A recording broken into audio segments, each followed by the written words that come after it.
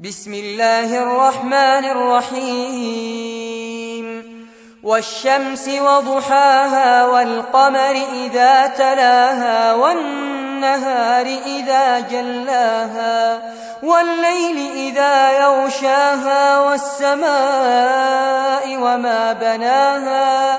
والأرض وما طحاها ونفس وما سواها فألهمها فجورها وتقواها قد أفلح من زكاها وقد خاب من دساها كذبت ثمود بطغواها إذ انبعث أشقاها فقال لهم رسول الله ناقة الله وسقياها فكذبوه فعقروها فدمدم عليهم ربهم بذنبهم فسواها ولا يخاف عقباها